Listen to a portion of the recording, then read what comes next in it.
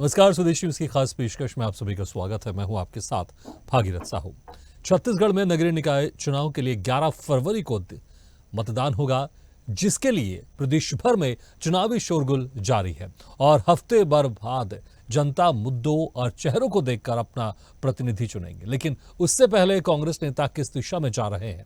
4 साल बाद आने वाले विधानसभा चुनाव के लिए अभी से नेतृत्व की घोषणा कर रहे हैं। विधानसभा चुनाव हारे अभी 13 महीने ही हुए हैं।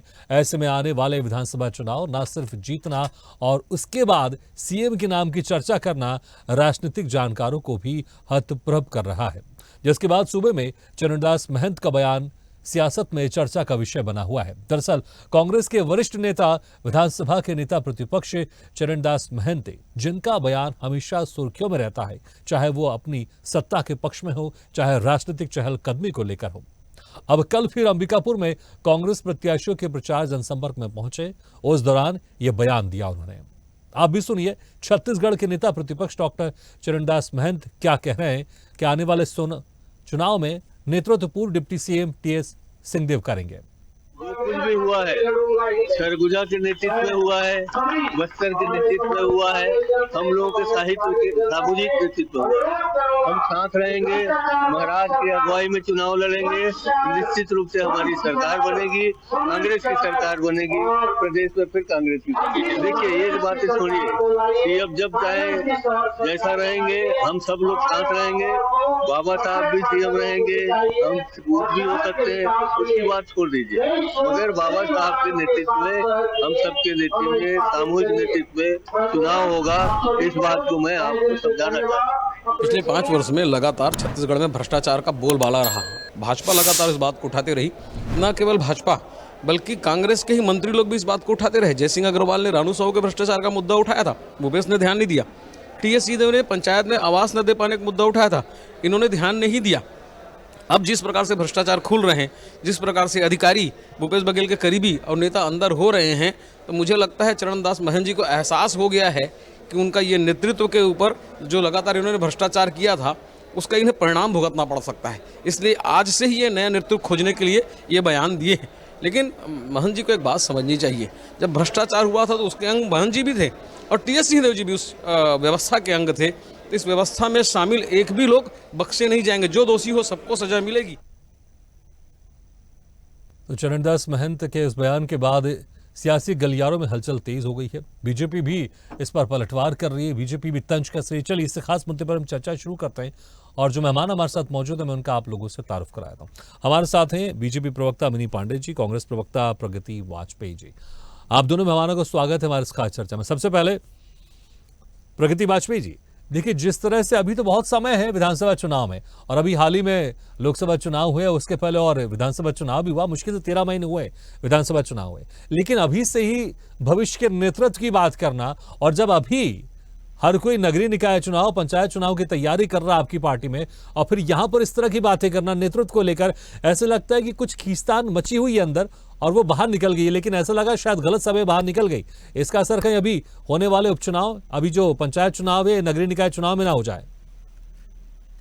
देखिए भागीरथी जी, आपको ज्ञात होगा कि जो कांग्रेस पार्टी है, कांग्रेस पार्टी में एक लोकतंत्र है, और चरणदास महंत जी ने यदि बयान दिया है, माननीय नेता प्रतिपक्ष जी ने, तो उनका बयान भाजपा, भारतीय जनता पार्टी को इस तरह से उल्टा नहीं लेना चाहिए। उन्हें लौटना चाहिए 2018 के विधानसभा चुनावों का रुख करना चाहिए। देखना चाहिए कि 2018 में जब विधानसभा चुनाव हुए थे तो घोषणा पत्र समिति के अध्यक्ष थे माननीय टीएस सिंहदेव जी।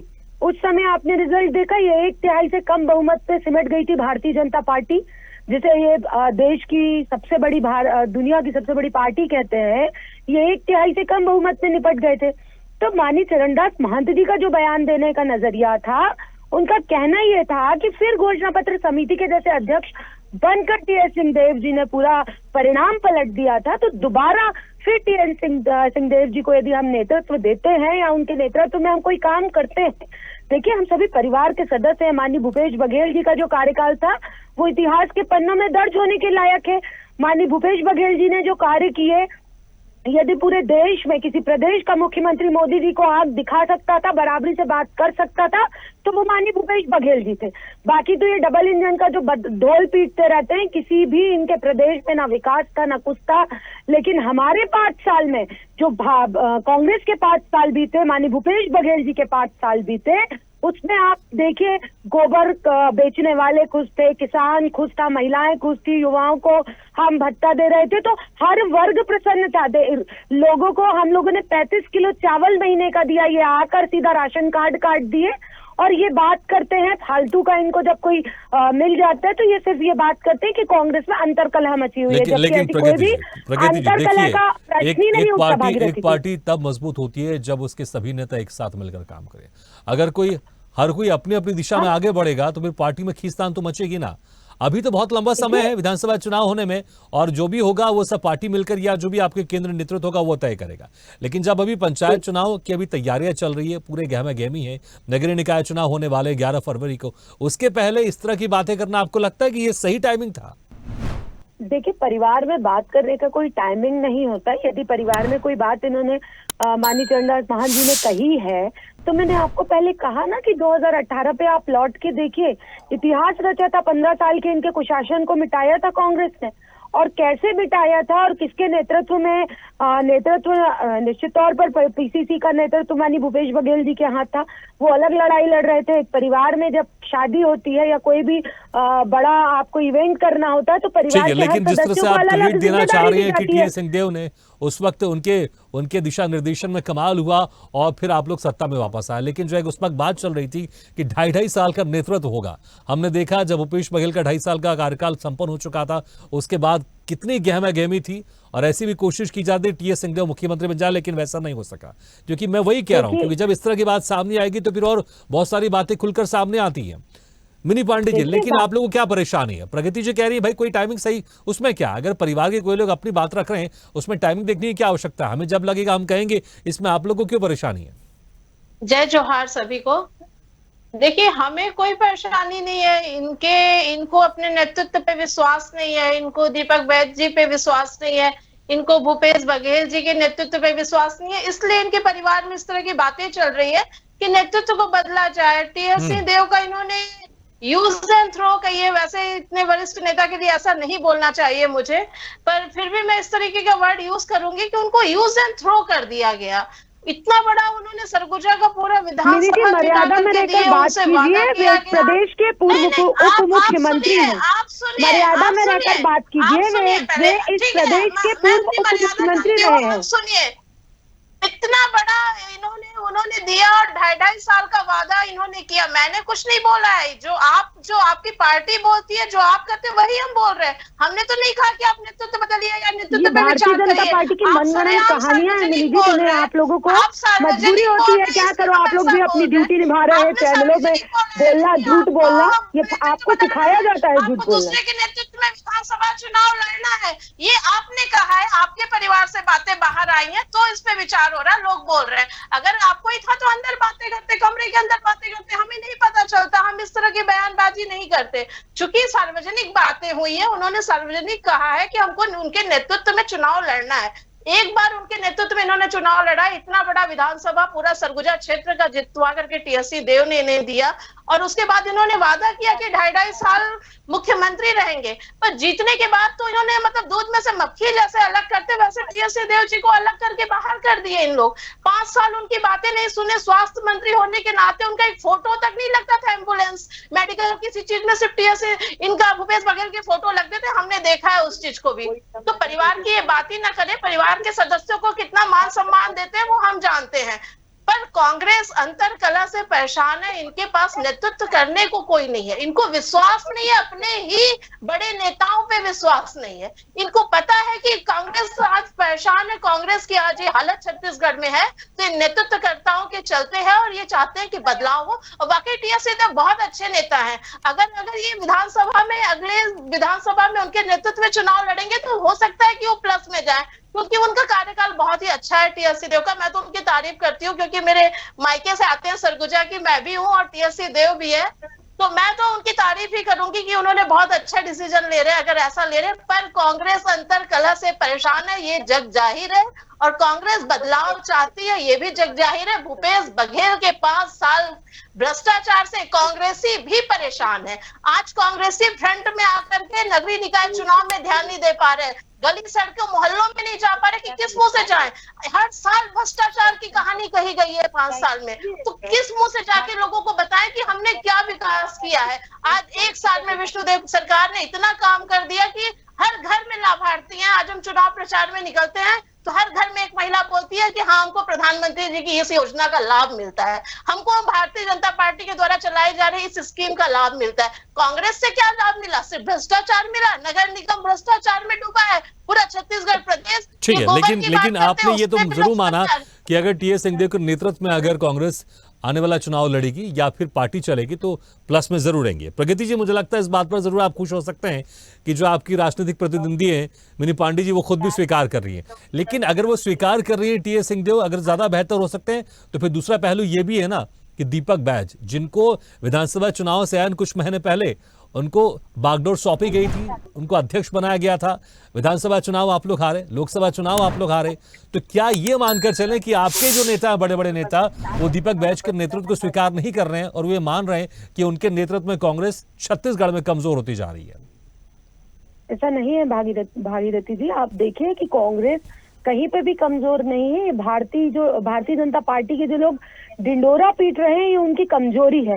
पहले मैं इसको साफ सिरे से नकारती हूँ। दूसरी आपको एक बात बताती हूँ, इनके उप मुख्यमंत्री अरुण साव जी, जिनके बयान की मैं भत्सना करती हूँ, जिन्होंने माननीय टी.एस. सिंहदेव जी को बेवकूफ कहा, तो पहली बात तो ये कि मिनी पांडे जी को शायद अपने नेताओं का बयान उन्होंने सुना नहीं होगा, और मैं इसकी कड़ी निंदा करती हूँ कि इस प्रदेश के उप मुख्यमंत्री रहे, उनको यदि बेवकूफ इस तरीके का शब्द उपयोग कर रहे हैं अरुण साव जी, और कौन सा ऐसा पोस्टर रहा जिसमें माननीय टी.एस. सिंहदेव जी की फोटो नहीं थी।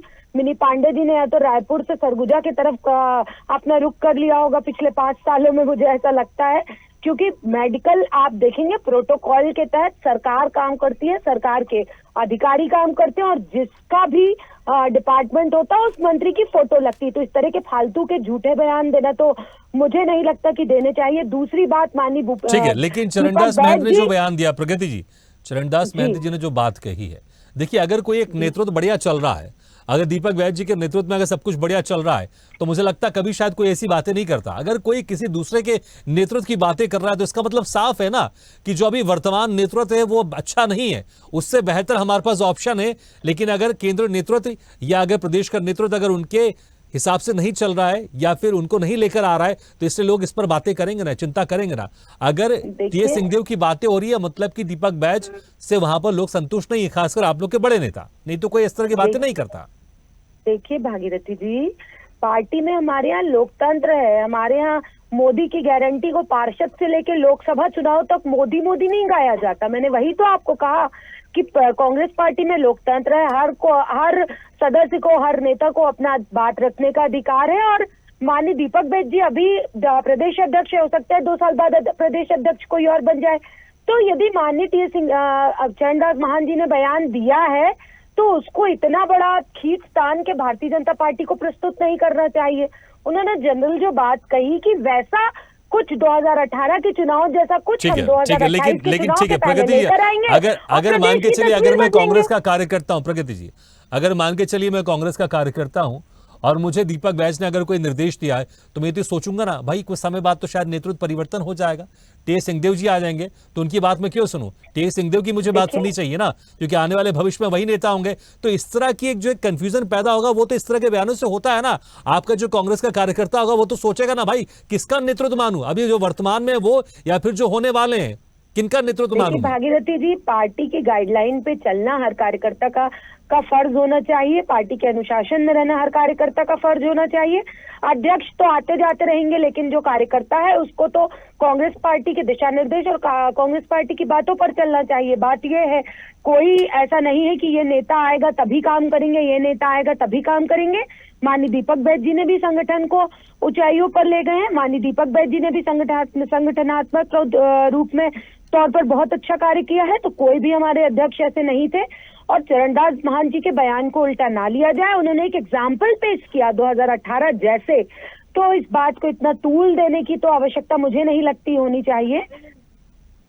चलिए, लेकिन जिस तरह से मिनी पांडे जी ने कहा, अगर ये आप लोग की मीटिंग में अगर ये बात होती तो शायद इस तरह के हम आज यहाँ पर चर्चा भी नहीं कर रहे होते। लेकिन मिनी पांडे जी, क्या ये माना जाए कि जो एक उस वक्त टीएस सिंहदेव जो एक बात चल रही थी, हालांकि ऑफिशियल तौर पर अभी तक कुछ सामने नहीं आया था कि 2.5 साल उनको नेतृत्व दिया जाएगा, वो 2.5 साल वो नेतृत्व नहीं दिया गया। हमने देखा कई जगह नाराज भी दिखाई दिए टीएस सिंहदेव, वो खुद जो उनको मंत्रालय सौंपा गया था उसको लेकर भी कई बार उन्होंने नाराजगी जाहिर की है, इसमें कोई शक नहीं, मीडिया के सामने की है।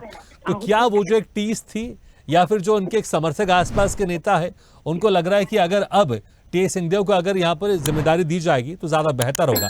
लेकिन ये समय, पंचायत चुनाव की बात कर ले, नगरीय चुनाव की बात कर ले, इस बीच में ये बयान क्या उनको नुकसान पहुंचाएगा इस चुनाव में? आपको क्या लगता है मिनी पांडे जी? देखिए, नुकसान तो पहुंचाएगा ही, क्योंकि इनके में नेतृत्व की कमी है। कार्यकर्ता असमंजस में रहते हैं कि हम किसकी, जैसे अभी आपने कहा कि भाई हम अगर दीपक बैज जी के साथ है तो भूपेश बघेल का मानेंगे कि टीएस सिंहदेव का मानेंगे, क्योंकि परिवर्तन हो रहा। एक संगठन नहीं, संयुक्त नहीं है इन लोग, एक संगठन इनके यहाँ नहीं है। जैसे हमारे यहाँ एक अध्यक्ष है, एक संगठन मंत्री है, तो हम अध्यक्ष और संगठन मंत्री का सुनते हैं, चाहे जिस भी रहे, एक विचारधारा से हम लोग जुड़े हुए हैं।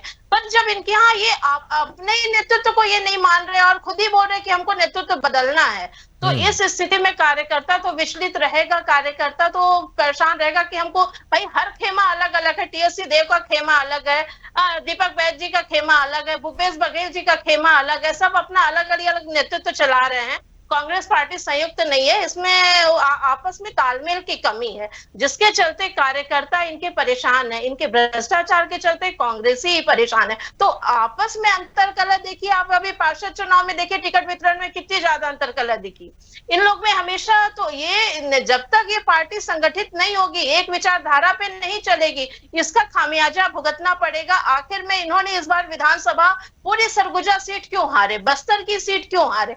इसी चलते हारे कि ये नेतृत्वकर्ता इनके सही नहीं थे, जिसके चलते वो नगरीय निकाय चुनाव में, त्रिस्तरीय चुनाव में भी देखिएगा परिणाम इनके इसी तरह विचारधारा के चलते वहां ठीक है। लेकिन जिस तरह से आपने बस्तर का जिक्र किया, प्रगति जी, बस्तर से आते ही दीपक बैज जी वहां के नेता रहे हैं, बहुत बड़े नेता रहे, लेकिन वहां पर इस बार चुनाव आप लोग ज्यादातर हारे। क्या यही वजह है कि इसलिए बातें उठ रही क्योंकि जो जहां के नेता अगर वहीं पर अगर आपकी पार्टी चुनाव हार रही है, इसलिए नेतृत्व परिवर्तन की बातें भी सामने आ रही है? ऐसा नहीं है भागीरथी जी, 2018 में बार बार कह रही हूँ, 2018 पे आप लौट कर नहीं, आप 2018 क्यों चाहते हैं? मैं तो कह रहा हूँ कि दीपक बैज जी कब से बने? 2023 जुलाई में उनकी जिम्मेदारी सौंपी गई ना, उसके बाद की चीजें देखे ना। प्रगति जी, आप 2018 में क्यों जा रहे हैं? दीपक बैज को कब जिम्मेदारी दी गई? जुलाई 2023 में जिम्मेदारी दी गई ना, उसकी बात कीजिए ना। विधानसभा चुनाव में आप लोग हारे, लोकसभा चुनाव में हारे, बस्तर में कई सीटें आप हारे, जहां से वो नेता है, जहां के वो जाने माने नेता है कांग्रेस के, तो इसलिए शायद चरणदास महंत कह रहे हैं। हार जीत लगी रहती है। अटल बिहारी वाजपेयी जी भी चुनाव हारे हैं, जो जिनकी मैं श्रद्धेय अटल बिहारी वाजपेयी जी का मैं बहुत उनको मेरे लिए श्रद्धेय है, मैं बहुत उनका सम्मान करती हूँ। क्या अटल बिहारी वाजपेयी जी ने बड़े बड़े नेता चुनाव हारते हैं और चुनाव में हार जीत लगी रहती है? इसका मतलब ये नहीं होता कि किसी नेता का अस्तित्व खत्म हो जाता है या किसी नेता ने काम नहीं लेकिन किया। प्रगति जी, ठीक है, मैं आपकी बात मानता हूँ, लेकिन क्या आपने उस वक्त कभी बीजेपी के किसी बड़े नेताओं के मुंह से सुना, जब तक अटल बिहारी वाजपेयी जी थे, जब तक उन्हीं के नेतृत्व में सारी पार्टी उनकी पीछे खड़ी रहती थी? ऐसा नहीं कि अगर अटल बिहारी वाजपेयी का नेतृत्व है तो कोई किसी और की बात कर रहा है। अगर कोई वही कह रहे हैं कि बीजेपी में अगर आप देखेंगे, भले मोदी की आप बात करते हैं, आप कहते हैं पार्षद भी वही चीजें अपनाते हैं, यही तो है कि अगर चीजें पूरी पार्टी एक साथ, अच्छी बात है ना, लोकतंत्र होना भी अच्छी बात है, अगर हर कोई अपनी अपनी बातें करेगा और गलत समय में करेगा, फिर तो पार्टी को नुकसान तो होगा ही ना। देखिए, आदिवासी प्रदेश अध्यक्ष को भारतीय जनता पार्टी ने आदिवासी दिवस के दिन हटाया। माननीय विष्णुदेव साय जी प्रदेश अध्यक्ष थे, उन्हें क्यों हटाया? तो ये प्रदेश की जो जिम्मेदारी है, जिले की जो जिम्मेदारी है, ये बदलती रहती है। इसमें हम कोई इनको ऐसा क्यों बोला और ऐसा क्यों बोला, ये इस तरीके की बात करने का कोई औचित्य नहीं होना चाहिए। प्रगति जी, अगर पब्लिक के बीच में अगर कोई बड़ा नेता बयान देगा फिर तो चर्चा होगी ना। देखिए, 2018 के चुनावों का उन्होंने जिक्र किया, 2018 के चुनावों का उन्होंने जिक्र किया और 2018 के चुनाव के परिवर्तन का उन्होंने जिक्र किया कि ऐसा कोई नेतृत्व यदि 2028 में दे दिया जाता है तो निश्चित तौर पर छत्तीसगढ़ में तस्वीर बदल जाएगी। ठीक है मिनी पांडे जी, जिस तरह से आप भी कह रहे थे कि टीएस सिंहदेव अगर उनको जिम्मेदारी दी जाती है तो शायद ज्यादा बेहतर होगा, प्लस में होगी। और आप जिस तरह से हमने देखा है, क्योंकि एक वाकई एक बड़े नेता रहे हैं वो, और अगर वाकई उनको जिम्मेदारी दी जाती है तो यहाँ पर क्या बीजेपी के लिए थोड़ा सा मुश्किल होगा? क्योंकि अभी आप कुछ देर पहले तारीफ कर रही थी। देखिए मैं वाकई तारीफ करती हूँ टीएस सिंहदेव जी का, और प्लस बेहतर मतलब इस अंतर कला से तो कांग्रेस बचेगी कि एक अच्छा नेतृत्व उनको मिलेगा। भारतीय जनता पार्टी स्ट्रांग है, भारतीय जनता पार्टी पूरे छत्तीसगढ़ में बहुत अच्छा काम कर रही है, और अगले विधानसभा में भी भारतीय जनता पार्टी ही जीत के आएगी। पर जो ये आपसी लड़ाई झगड़े से इनको थोड़ा मुक्ति मिल जाएगा, अगर ये अच्छा नेतृत्व करता है, एक चुन लेंगे तो शायद वो वरिष्ठ नेता है कांग्रेस के लोग उनको इज्जत मान सम्मान देते हैं, तो शायद एक विचारधारा पे चलेंगे। ये जो अलग अलग खेमे में बटे हुए हैं वो खेमेबाजी खत्म होगी, और एक नेतृत्व उनको अच्छा नेतृत्व करता उनको मिलेगा कांग्रेस पार्टी के लिए। एक दो सीट का सरगुजा से हो सकता है उनको फायदा भी हो जाए, पर भारतीय जनता पार्टी जिस मुकाम पे पहुंच चुकी है वहां तक अब कांग्रेसियों को पहुंचना मुश्किल है। इनको इतना ये बैक हो चुके हैं ना कि इनको फ्रंट में आने के लिए अभी 2-3 विधानसभा चुनाव लग जाएंगे खुद को कवर करने के लिए। और जिस तरीके की बातें अंतर कला की ये लोग खुद उजागर करते हैं, देखिए बार बार बोलते हैं कि भारतीय जनता पार्टी दोषारोपण कर दी, भारतीय जनता पार्टी बेवजह का बोल रही है, तो हमें क्यों बोलना पड़ रहा है? क्योंकि आपकी चीजें सामने आ रही है, आपके लोग खुद सामने आकर के बोल रहे हैं। टिकट बिकने की बात इन्हीं के यहाँ बोली जा रही थी कि टिकट बेचा जा रहा है, इन्हीं के यहाँ गुटबाजी चल रही थी कि ये दूसरे पार्टी को विलय नहीं करेंगे, आपस में ही घमासान मचा हुआ था। जब अदर जो ठीक है, मुझे लगता है कि हर पार्टी का अधिकार है कि अपने पार्टी में नेतृत्व की बात कर सकते हैं, लेकिन जब इस वक्त तो चुनाव चल रहे हो, नगरीय निकाय पंचायत चुनाव, और उस वक्त इस तरह की बातें सामने आ रही तो कितना असर होगा, मुझे लगता है चुनाव के बाद जरूर पता चलेगा कि आखिर इसका प्रभाव क्या हुआ है। बहुत बहुत शुक्रिया मिनी पांडे जी, प्रगति जी, शुक्रिया हमारे इस खास चर्चा में शामिल होने के लिए। तो जिस तरह से जब 2018 में चुनाव हुए और कांग्रेस बड़ी मजबूती के साथ उसने सरकार बनाई, उस वक्त ऐसी बात सामने आ रही थी कि 2.5 साल का फॉर्मूला होगा, भूपेश बघेल 2.5 साल और टीएस सिंहदेव 2.5 साल, लेकिन फिर पूरे लगातार 5 साल भूपेश बघेल रहे। अब फिर से एक बार टीएस सिंहदेव के नाम को लेकर चर्चा हो रही है, उनके नेतृत्व की बात की जा रही है, और वो भी बड़े वरिष्ठ नेता कर रहे हैं चरणदास महंत। लेकिन देखना होगा इसका क्या वाकई आने वाले दिनों में कांग्रेस की कमान फिर से एक बार टीएस सिंहदेव संभालेंगे और उसका असर कितना होगा। लेकिन फिलहाल नगरीय निकाय चुनाव और पंचायत चुनाव में इस बयान का असर कितना होगा, ये भी देखने वाली बात होगी। इसी के साथ हमारे खास पेशकश में फिलहाल इतना, लेकिन खबरों का सिलसिला लगातार जारी। आप देखते रहिए स्वदेश न्यूज। सबसे पहले देश। ऐसे ही वीडियो के लिए लाइक करें, शेयर करें, फॉलो करें और YouTube पर जाकर सब्सक्राइब करें और बेल आइकन को दबाना ना भूलें। और ताजा तरीन अपडेट के लिए स्वदेशलाइव.com पर जरूर जाएं।